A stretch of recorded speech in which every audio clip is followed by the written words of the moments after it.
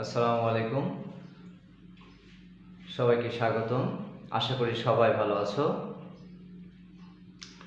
আজকে আমরা আরও একটি ক্লাসে উপস্থিত হলাম।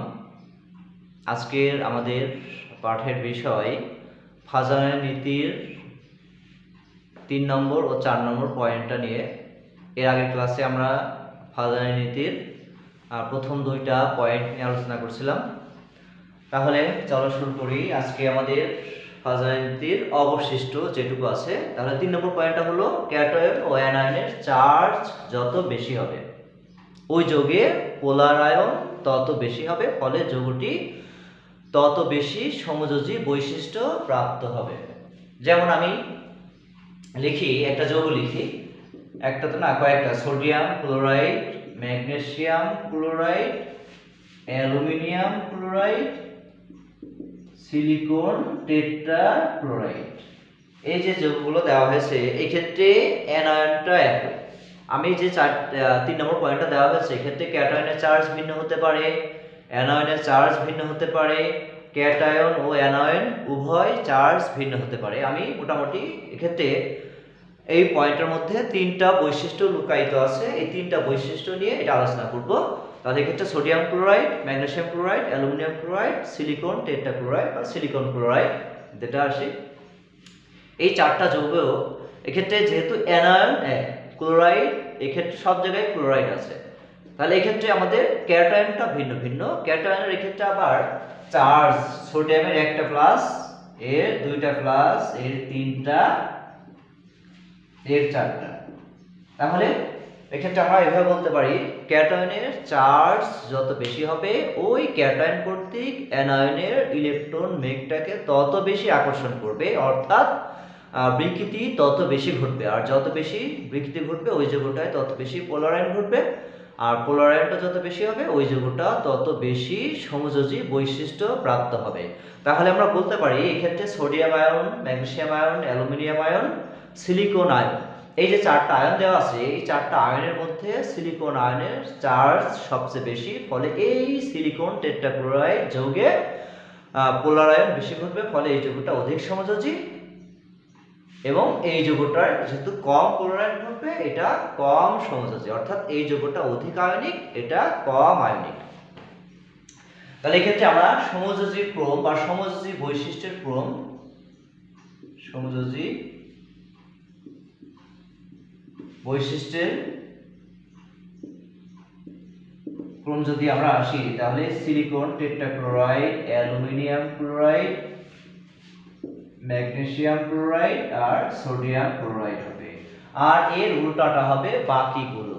অর্থাৎ আমরা যদি আয়নিক বৈশিষ্ট্যের ক্রম যদি আসি, এক্ষেত্রে হবে sodium chloride, magnesium chloride, aluminium chloride আর সিলিকন টেট্রাক্লোরাইড। এটা ঠিক বাকিগুলো একই। এরপরে আছে গলনাঙ্ক ও স্ফুটনাঙ্ক, দ্রাব্যতা, বিদ্যুৎ পরিবাহিতা, সবগুলো এই আয়নিক বৈশিষ্ট্য যেমন এটার মতোই হবে। তাহলে এরপরে আমরা আরেকটা উদাহরণ আসি। এটা তো গেল শুধু ক্যাটায়ন। এখন যদি অ্যানায়ন আসে, আমরা যদি এইভাবে আসি, যেমন sodium nitride, sodium oxide, sodium fluoride, এই যে 3টা যে যৌগ লেখা হয়েছে, এই যৌগের ক্ষেত্রে এইটার ক্ষেত্রে ক্যাটায়ন সোডিয়াম সোডিয়াম সোডিয়াম, কিন্তু এক্ষেত্রে অ্যানায়ন ভিন্ন। এখানে নাইট্রোজেনের 3 অক্সিজেনের 2 ফ্লোরিনের 1 তাহলে এক্ষেত্রে এই যে 3টা অ্যানায়ন লেখা আছে, অ্যানায়নের চার্জ, এক্ষেত্রে এর চার্জ 1, এর চার্জ 2, এক্ষেত্রে নাইট্রোজেনের চার্জ 3। তা অর্থাৎ এই যে যৌগটা আছে, এই যৌগটাই এক্ষেত্রে আমরা এইভাবে বলতে পারি, প্রদত্ত যৌগের ক্ষেত্রে দেখা যায় এক্ষেত্রে ক্যাটায়নের আকার একই হইলেও ক্যাটায়নের চার্জ একই হইলেও অ্যানায়নের চার্জ ভিন্ন। আর ফাজানের নীতি অনুসারে অ্যানায়নের চার্জ যত বেশি হবে ওই অ্যানায়নের ইলেকট্রন মেঘ ক্যাটায়ন কর্তৃক তত বেশি আকৃষ্ট হবে, অর্থাৎ পোলার আয়নটা বেশি ঘটবে। আর যত বেশি পোলার আয়ন ঘটবে ওই যৌগটা তত বেশি সমযোজী বৈশিষ্ট্য প্রাপ্ত হবে। অর্থাৎ এই যৌগটার মধ্যে পোলার আয়ন বেশি, অধিক সমযোজী, এখানে পোলার আয়ন কম, কম সমযোজী। তাহলে সমযোজীর ক্রমটা যদি আমরা আসি, এভাবে লিখতে পারি, sodium nitrite, sodium oxide, sodium fluoride. এটা গেল শুধু প্রথম পয়েন্টটা ছিল শুধু ক্যাটায়ন, এটা শুধু অ্যানায়ন। এখন আমি যে উদাহরণটা দেব সেটা ক্যাটায়ন এবং অ্যানায়ন উভয়। যেমন এই যে এটা যদি আসি সোডিয়াম ক্লোরাইড, আর এখানে আসলাম ম্যাগনেসিয়াম সালফাইড, এক্ষেত্রে +1, এটা -1, এটা +2, এটা -2। তাহলে এক্ষেত্রে আমরা কি বলতে পারি, এই যে 1 নম্বর পয়েন্টটা যেটা ছিল ক্যাটায়ন ও অ্যানায়নের চার্জ যত বেশি হবে ওই ক্যাটায়ন কর্তৃক অ্যানায়নের ইলেকট্রন মেঘটা তত বেশি বিকৃতি করবে, আর যত বেশি বিকৃতি করবে ওই যৌগটা তত বেশি সমযোজী বৈশিষ্ট্য প্রাপ্ত হবে। তাহলে এক্ষেত্রে দেখা যায় সোডিয়াম এবং ক্লোরাইড এখানে উভয় চার্জ 1 করে, এখানে 2, যেহেতু এখানে দুইটা চার্জই বেশি, পজিটিভ বেশি নেগেটিভ বেশি, তাহলে এই পজিটিভ কর্তৃক নেগেটিভটাকে বেশি বিকৃতি করবে, আর যত এটার যেহেতু বেশি বিকৃতি ঘটে ফলে এটার পোলার আয়নটা বেশি, আর পোলার আয়ন বেশি হওয়ার কারণে এটা অধিক সমযোজী, এটা কম সমযোজী।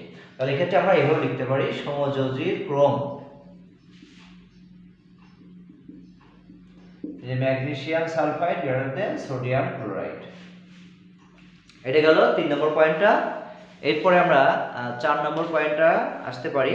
4 নম্বর পয়েন্টটা হচ্ছে ক্যাটায়নের ইলেকট্রন বিন্যাসের ক্ষেত্রে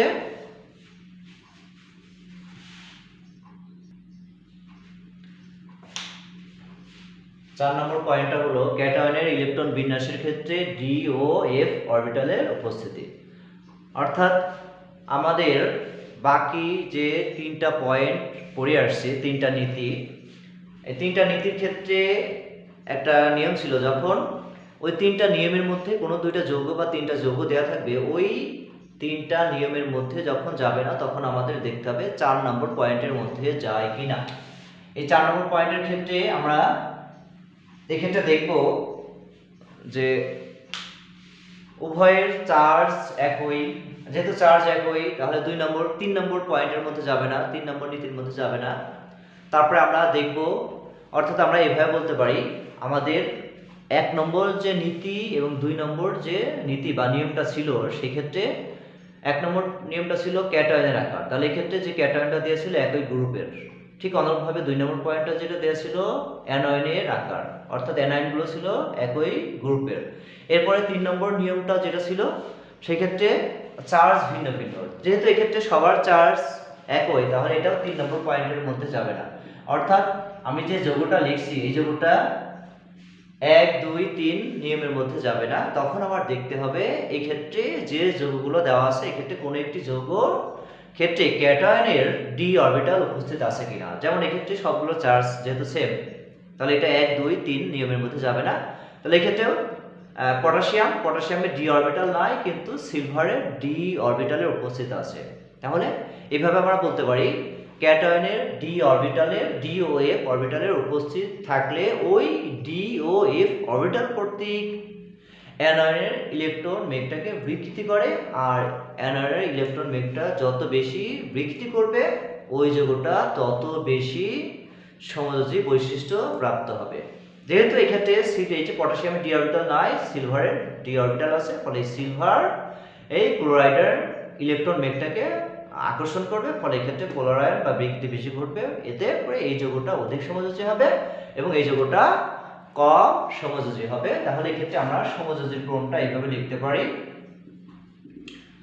সমযোজীর ক্রম এক্ষেত্রে সিলভার ক্লোরাইড আর এক্ষেত্রে পটাশিয়াম ক্লোরাইড। ঠিক অনুরূপভাবে যদি আমরা আরেকটা যৌগ আসি যে ম্যাগনেসিয়াম ক্লোরাইড আর জিঙ্ক ক্লোরাইড, এক্ষেত্রে এটার চার্জ +2, এটার চার্জ +2, তাহলে এক্ষেত্রে এর ডি অরবিটাল নাই, জিঙ্কের ডি অরবিটাল আছে, তাহলে এই যৌগটা অধিক সমযোজী হবে, এটা কম সমযোজী হবে, সমযোজীর ক্রম। তাহলে এক্ষেত্রে জিঙ্ক ক্লোরাইড গ্রেটার দেন এই ম্যাগনেসিয়াম ক্লোরাইড। এটা গেল। তাহলে আমাদের হাজারের নীতিতে যে 4টা নিয়ম ছিল সেই 4টা নিয়ম আমি শেষ করলাম। এই 4টা নিয়ম থেকে আরো কিছু উদাহরণ আছে যেগুলো আমাদের লাগে, এই 4টা নিয়ম থেকে মডিফাই করে নিয়ে আসা হয়েছে।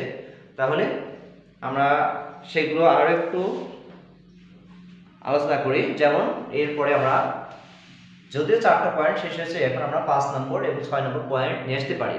এই 5 এবং 6 নম্বর পয়েন্ট ওই 4টা পয়েন্ট থেকেই মডিফাই করে নিয়ে আসা হয়েছে। তাহলে আমরা চলো শুরু করি। যৌগের মধ্যে বর্ণের তীব্রতা।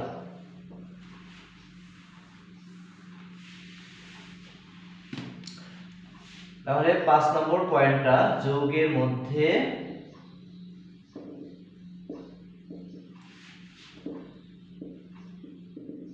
বর্ণের তীব্রতা।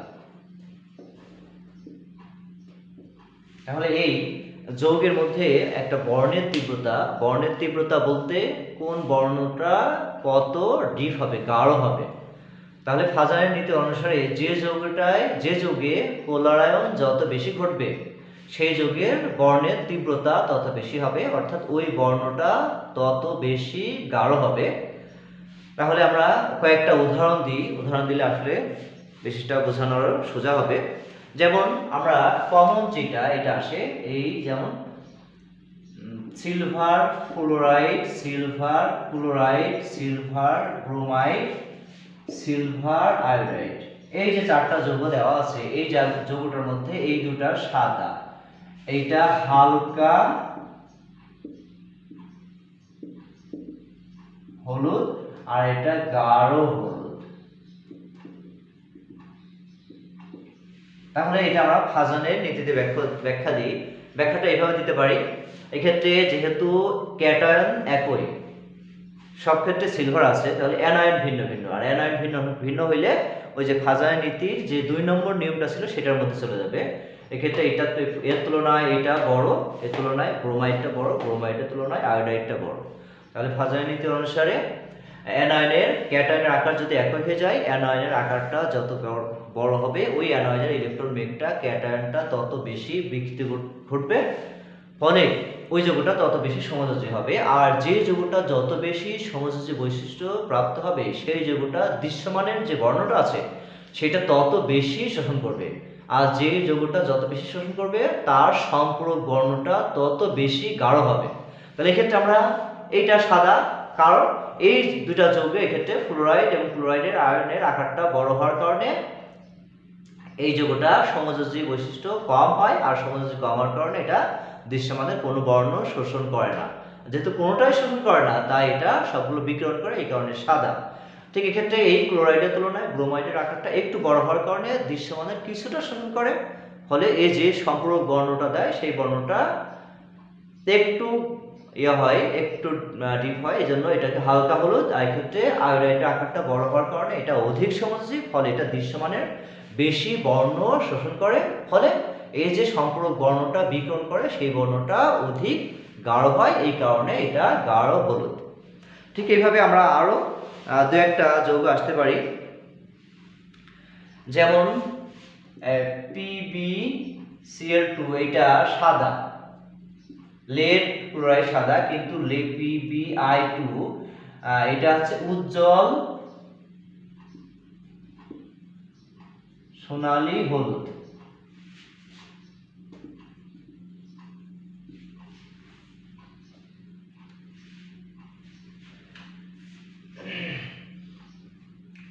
কেন? এক্ষেত্রে ঠিক আগের মতোই, যেমন এক্ষেত্রে লেড, এক্ষেত্রে লেড আছে, ক্যাটায়ন একই, কিন্তু এখানে ক্লোরাইড, এখানে আয়োডাইড। এটার আকারটা বড় হওয়ার কারণে এটা দৃশ্যমানের বর্ণগুলো বেশি, এই যৌগটা অধিক সমযোজী, ফলে এটা দৃশ্যমানের বর্ণটা বেশি শোষণ করে। এক্ষেত্রে যে সম্পূরক বর্ণ দেয় এটা গাঢ় হয়, আর যেহেতু এটা আকারটা ছোট হওয়ার কারণে এটা পোলারাইড কম ঘটে, ফলে এটা কম সমযোজী, এতে করে দৃশ্যমানের কোনো বর্ণই শোষণ করে না, এই কারণে এটা সাদা। এরপরে আমরা আরেকটা পয়েন্ট আছে, যৌগের স্থায়িত্ব। 6 নম্বর পয়েন্টটা,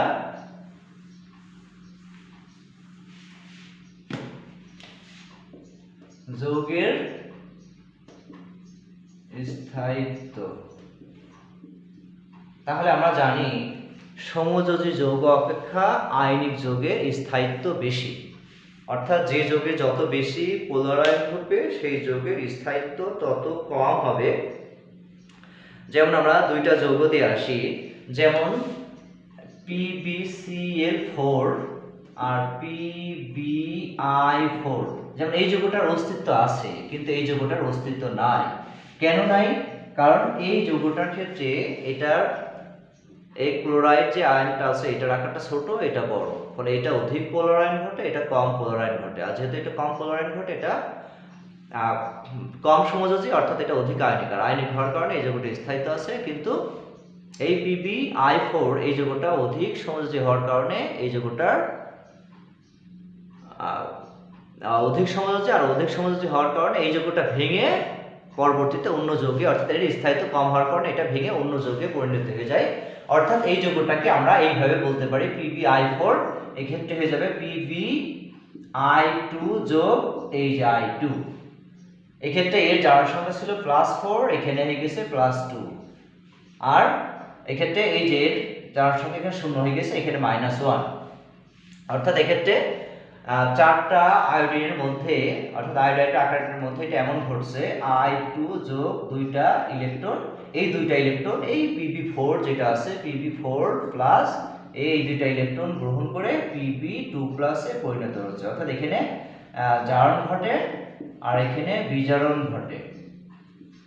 তাহলে আমরা বুঝলাম যে যৌগটা যত বেশি পোলারায়ন ঘটবে ওই যৌগটা তত বেশি সমযোজী বৈশিষ্ট্য প্রাপ্ত হবে, আর যে যৌগটা যত বেশি সমযোজী প্রাপ্ত হবে সেই যৌগের স্থায়িত্ব তত কম।